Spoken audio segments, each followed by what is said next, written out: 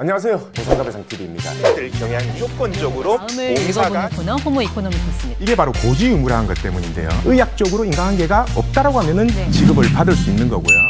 안녕하세요. 매일 새로운 정보를 드리는 채널 보상가배상TV입니다. 자, 오늘은 제가 뭘 설명을 드릴 거냐면요. 거의 대부분 모든 사람의 보험증권을 보면요. 가입 내역 중에 이런 내역이 있습니다. 80% 이상 후유장애 발생 시 가입 금액을 지급하겠다. 보통 이 가입 금액은 뭐 1억이 될 수도 있고 2억이 될 수도 있고 고액으로 잡혀 있는데요. 오늘은 과연 이 80% 이상 후유장애 상태가 어느 정도 상태인지 알아보려고 합니다. 흔히 보통 사람들은요, 이 80% 이상 후유장애라고 하면요, 누워서 꼼짝도 못하는 상태라고 생각을 해요. 근데 그건 잘못 알고 있는 겁니다. 보통 이 80% 이상 후유장애 상태가 어떨 때 많이 발생하냐면요, 보통은 뇌질환인데요. 뇌질환 중에 뇌 손상이 있는 뇌출혈, 뇌경색 등으로 그로 인한 후유증으로 몸이 마비 상태가 되면서 많이 발생합니다. 보통 한쪽 뇌에서 뇌 손상이 있으면요, 이 반대쪽으로 해서 마비 증상이 발생을 하거든요. 그래서 이렇게 발생하는 후유증을 편마비라고 합니다. 물론 처음에는 완전히 마비가 돼 있다가 나중에 시간이 지나면서 조금씩 마비가 풀리기 시작합니다. 그래서 이제 재활을 하고 걷는 연습을 하고 이런 재활, 물리치료 등을 통해서 이렇게 회복이 되게 돼 있는데요. 이게 완전히 회복된 게 아니기 때문에 후유증이 발생하면요, 보통 환자분이나 보호자들이 장애에 대한 문의를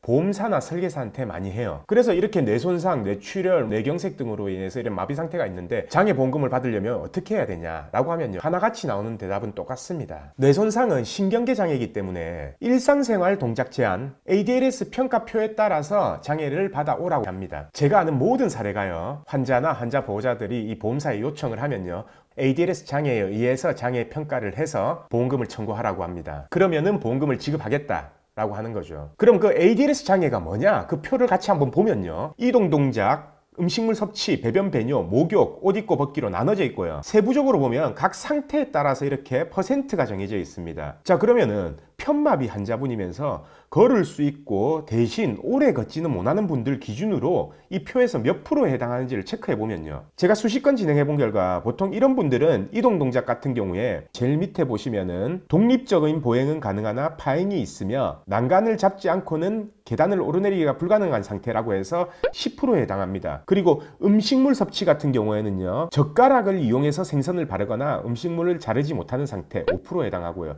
이것도 오른손 잡이셨는데 만약에 왼쪽에 편마비가 왔다라고 하면은 이 5%도 해당이 안 되는 거예요. 그리고 보통 배변 배뇨에서는요, 2시간 이상 계속되는 업무를 수행하는 것이 어려운 상태라고 해서 5%에 해당하고요. 목욕의 항목에서도 부분적으로 타인의 도움이 필요한 상태 3%에 해당하고, 옷 입고 벗기에서도요, 상하의 탈착은 혼자서 가능한데 미세 동작, 뭐 끈 묶고 풀기 이런 것들이 안 되는 상태, 도움이 필요한 상태라고 해서 3%. 그래서 결론적으로 보면요, 혼자 약간이라도 서거나 걸을 수 있다라고 하면요, 결론적으로 35%를 넘기기 힘들게 됩니다. 한쪽이 전부 마비됐는데 말이죠. 그래서 보통 사람들은요, 보험사에서 이 장애에 의한 평가를 요구하기 때문에 80%를 넘기는 거는요, 침대에서 혼자서 꼼짝을 못하는 상태다라고 이렇게 생각하시는 분들이 많다라는 거예요. 근데요, 제가 지금부터 중요한 걸 알려드릴 건데요, 이 보험사에서 요구하는 장애 평가대로 하면요, 아까 35%밖에 안 나오는데요, 그렇게 되면은 80% 이상 후유장애, 50% 이상 후유장애는 못 받게 되는 거잖아요. 근데 이 상황에서도요, 제가 진행한 분들은 전부 다 80% 이상 장애에 대한 보험금을 전부 다 받았어요. 보험사에서 요구하는 자료로는 절대 불가능한데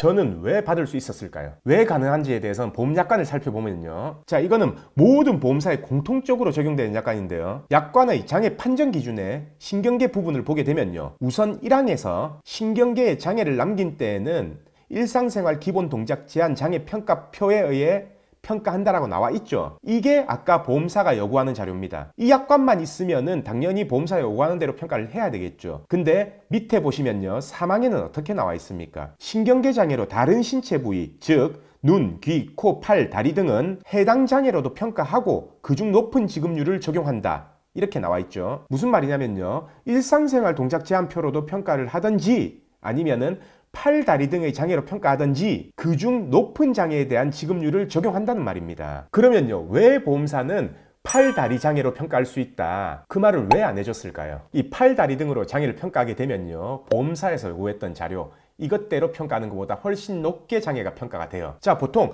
편마비가 있는 분들은요, 조금씩은 다 움직입니다. 나중에 재활이 되면요, 자발적으로 마비가 있었기 때문에 힘이 없어서 이렇게 완벽하게는 못 움직이지, 약간씩은 전부 다들 움직이는 분들도 있고 물론 못 움직이는 분들도 있습니다. 그리고 걸을 수 있다는 거는요, 내가 다리에 힘이 많고 자연스럽게 걷는다라는 게 아니라 한쪽이 멀쩡하고 그리고 고관절로 받칠 수 있기 때문에 그냥 조금씩 지탱하면서 걸어간다는 정도예요. 그래서 걷는다라고 해서 이 다리가 정상적인 다리가 아니라는 거죠. 그리고 이렇게 편마비가 돼서 재활 중이신 분들은요, 보통은 뭐 병따개를 딴다든지 아니면 통조림을 딴다든지 이런 부분이 안 되는 거예요. 그리고 이런 마비의 특징이 뭐냐면요, 팔에서 멀리 떨어진 부위일수록 마비가 더 심하거든요. 손가락, 손목이 제일 심하고, 그리고 점차적으로 어깨에 가까워질수록 어깨는 조금 움직이는 편이고요. 다리도 마찬가지고요. 발목, 발가락이 제일 심하고 무릎이나 고관절 같은 경우는 조금씩 움직이는 경우가 많습니다. 보통 이 정도 경우가 되면요, 발목에 보조기를 착용하고 걷는 정도는 돼요. 자, 그럼 이 정도가 되면요, 팔, 다리의 장애로 평가했을 때는 과연 몇 프로가 나오는지 같이 한번 보면요, 팔, 다리 약관도 마찬가지로 전 보험사 공통적으로 적용되고요. 자, 여기 화면을 보시면요, 왼쪽은 팔에 장애가 발생했을 때 몇 프로를 지급한다라는 표고요. 오른쪽은 그에 대한 판단 기준이에요. 자, 같이 보시면요, 한 팔의 3대 관절 중에 한 관절이 완전히 기능을 잃었을 때가 30%죠. 그리고 심한 장애가 남겼을 때가 20%고, 그리고 뚜렷한 장애를 남겼을 때가 10%, 약간의 장애가 남겼을 때가 5%로 되어 있습니다. 자, 이거는요, 한 관절당 이렇게 평가가 된다는 거예요. 그러면 한 팔에는 3개 관절이 있잖아요. 손목, 팔꿈치, 어깨. 마찬가지로 다리에는 고관절, 무릎, 발목. 그럼 여기 보시면요, 기능을 완전히 잃었을 때 30%는 어디에 해당하냐면은 근전도 검사상 완전 마비 소견이 있고 근력 검사에서 근력이 0인 경우, 이거는 30%에 해당하고요. 아까 심한 장애 20%죠. 이거는 정상 운동 범위의 4분의 1 이하. 무슨 말이냐면은 정상이 100%라면은 25% 밑으로 움직이는 겁니다. 그리고 근력평가 등급이 1등급 나온 경우 이거는 20%에 해당하고요. 그리고 10%인 뚜렷한 장애는 정상 범위의 반 정도 제한된 경우를 10%로 보고요. 그리고 약간의 장애는 거의 움직이는데 75% 정도 움직인다라고 하면은 약간의 장애라고 해서 5%에 해당돼요. 자, 그러면은 생각해 보시죠. 제가 어깨가 제일 잘 움직이고 팔꿈치, 손목, 손가락 순으로 간다고 했죠. 일단 손가락은 제외하고요. 예를 들어서 손목이 거의 안 움직인다 라고 하면 손목에서 20% 장애가 나올 거 아니에요. 물론 완전 마비면 30%고요. 그리고 팔꿈치가 반 정도 움직이네 라고 하면은 10%. 어깨는 75% 정도 움직인다 라고 하면 5%. 그럼 벌써 손목, 팔꿈치, 어깨에서만 35%가 나오게 되는 거예요. 마찬가지로 다리도 고관절이 제일 잘 움직이고 무릎, 발목 이렇게 평가했을 때 손목하고 비슷하게 움직인다 라고 하면은 35%. 그러면 두 개 합쳐서 70%가 되는 거죠. 자, 근데 이거는 팔하고 다리에서만 평가를 했고요. 아직 손가락하고 발가락은 평가 안 했습니다. 그러면은 손가락, 발가락 합쳐서 10% 이상만 더 나온다면은 80%는 넘기겠죠. 그래서 손가락, 발가락 부분의 약관을 보면요, 여기 보시면요, 한 손의 5개 손가락 모두에 뚜렷한 장애를 남긴 때가 30%라고 나와 있죠. 이 모두에 뚜렷한 장애를 남긴 때라고 하면요, 5손가락 전부 다가 반 정도 안 움직인다. 그렇게 되면 30%가 지급이 된다는 겁니다. 아까 제가 말했었잖아요. 손목이 반이 안 움직이는데 손가락이 정상적일 수가 없어요. 발가락도 마찬가지고요. 자, 그럼 손가락은 30%, 발가락을 보면요, 5발가락 모두 뚜렷한 장애를 남긴 때는 20%에 해당합니다. 뚜렷한 장애를 남긴 때가 완전히 마비됐다는 게 아니에요. 반이 안 움직인다는 얘기거든요. 그렇게 치면은 손가락, 발가락 부분이 전부 다가 반 정도 움직인다라고 생각하면요, 손가락, 발가락에서는 50%가 나와요. 아까 팔에 35%, 다리에 35%, 70%였죠. 그리고 손가락, 발가락 50%를 더하면요, 120%가 나옵니다. 그럼 당연히 80% 이상 후유장애 보험금은 받을 수 있다라는 얘기죠. 그래서 이렇게 평가할 수도 있는데, 이 환자분들은 보험사에서 이렇게 ADLS 평가표를 주니까 당연히 80%가 안 나온다 라고 하고 포기하고 넘어가든지, 아니면 아예 생각을 못 하시는 분들이 많습니다. 아마 제가 생각했을 때는요, 이 숨은 보험금이 가장 많을 거예요. 그러면은 이런 식으로 어떻게 평가가 되냐, 이거에 대해서는요, 저희가 실제로 발급한 장애 진단서를 보면요, 자, 이건 불과 며칠 전에 발급한 거예요. 보시면요, 이분 같은 경우는 2016년 6월 25일 날 뇌출혈이 발생했습니다. 이미 지금 4년 정도가 됐죠. 그래서 지금 평가하는 건데 어차피 4년 됐어도 상관없어요. 장애 진단서를 발급받은 날로부터 3년 이내에만 청구하면 되거든요. 여기 보시면은 경관절에 대해서 얼만큼 움직인다라고 이렇게 표시가 되어 있고, 주관절에 대해서 얼마가 움직인다, 왕관절, 손목이거든요, 얼마 움직인다,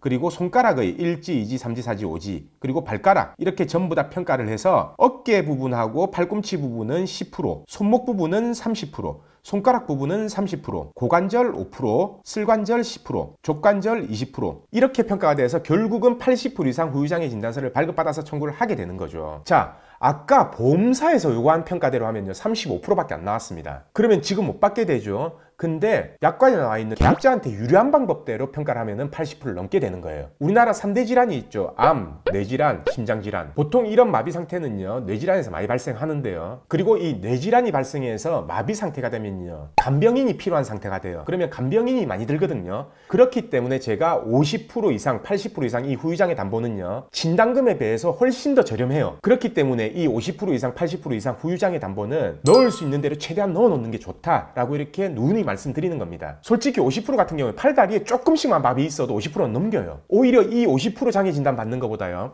CI 진단금 받는 게 훨씬 더 힘듭니다. 그래서 솔직히 저는 CI 보험은 아예 추천도 안 해요. 그래서 만약 이 방송 보시는 분들 중에 본인이나 보호자 아니면은 주위에 이런 분들이 있다면 꼭 영상 추천을 해주시고요. 꼭 80% 이상, 50% 이상 후유장애 보험금을 받을 수 있는지를 꼭 확인해 보셔야 됩니다. 그리고 이 후유장애 담보는 상해하고 질병으로 나눠져 있거든요. 그걸 꼭 확인하셔야 됩니다. 상해 80% 이상은 질병인 경우에 해당 안 되고요. 질병 80% 이상은 상해인 경우에 해당이 안 돼요. 그래서 저 같은 경우에는 상해 따로 질병 따로 각각 50% 이상, 80% 이상 내가 가입할 수 있는 한도 여러 개의 보험사에 전부 다 가입을 해놨습니다. 그래서 꼭 체크해 보시길 바랍니다. 오늘 영상은 여기까지 하고요. 내일도 새로운 주제를 가지고 오겠습니다. 오늘 영상 끝까지 봐주신 구독자분들 감사드립니다. 저희 보상과 배상 로펌은요, 전화, 카카오톡, 폰메일 상담, 카페 상담 등으로 상담받을 수 있습니다. 저희는 서울과 부산에 사무실이 있고요. 전국 번호는 1544-3102로 문의 주셔도 되고, 카카오톡에서 보상과 배상을 검색하셔서 카톡으로 문의 주셔도 됩니다. 그리고 이 영상 댓글란을 보시면 메일로 신청하는 링크를 클릭하셔서 자세하게 작성해 주셔도 저희가 전화를 드리고 있습니다. 단 이게 후유장애가 남지 않는 2, 3주 진단 같은 경우에는요, 유선 상담을 하지 않고 있는 점 양해 부탁드리겠습니다.